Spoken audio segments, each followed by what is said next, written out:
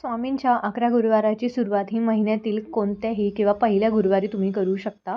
सकाळी लवकर उठून उंबरठ्यावरती हळदीचं लेपन करून उंबरठ्याची पूजा करून घ्यायची. मासिक धर्म, सुतक, स्वयर, एकादशी, संकष्टी काही असेल त्या दिवशी तुम्हाला हा फक्त उपवास करायचा आहे. गुरुवार ग्राह्य धरता येणार नाही. त्यानंतर तुम्हाला जर तुम्ही कुठे बाहेरगावी प्रवास करताय तर तो सुद्धा गुरुवार तुम्हाला धरता येणार नाही. त्यानंतर जिथे पूजा मांडणार ती जागा स्वच्छ करून स्वस्तिक काढायचं, चौरंग ठेवायचा, त्यावर नवीन वस्त्र अंथरून गणपती बाप्पांची पूजा करून घ्यायची. स्वामींच्या मूर्तीचा अभिषेक करून घ्यायचा आहे. मूर्ती नसेल तर स्वामींचा फोटो स्वच्छ पुसून चंदन आणि अष्टगंध लावून त्यांची पूजा करून घ्यायची आहे. गुरुवारी मांसाहार मद्यपान करायचं नाही, परअन्न खायचं नाही आणि त्या दिवशी ब्रह्मचर्याचं पालन करायचं आहे. त्यानंतर स्वामींची पंचोपचारे पूजा करून घ्यायची. हिना हत्तर त्यांना अत्यंत प्रिय आहे ते लावायचं आणि नवीन वस्त्र त्यांना घालायचे आहेत.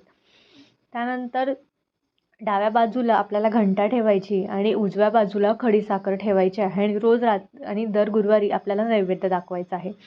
त्यानंतर अशा पद्धतीने व्हिडिओ दाखवल्याप्रमाणे तुम्ही कशासाठी 11 गुरुवार करताय, तुमची काय इच्छा आहे तो संकल्प स्वामींना सांगायचा. त्यानंतर ज्या दिवशी गुरुवार पहिला सुरुवात करणार आहात त्या दिवशी गुलाबाचं फूल, नारळ आणि खडीसाखर घेऊन स्वामींच्या मठात किंवा केंद्रात जाऊन तिकडे कार्य निर्विघ्न पार पडावे म्हणून प्रार्थना करायची. पोथीला हळद कुंकू लावून सुरुवातीचा पहिल्यापासूनच्या शेवटी 21 पर्यंत पूर्ण पोथी तुम्हाला वाचायची आहेत, म्हणजे 21 अध्याय वाचायचे आहेत. 11 माळी जप नाही जमला 1 माळी जप करायचा. 11 वेळा तारक मंत्र नाही जमला 1 वेळा तारक मंत्र म्हणायचा. स्वामींना मुजरा करायचा, त्यांच्यापुढे नाक घासायचं.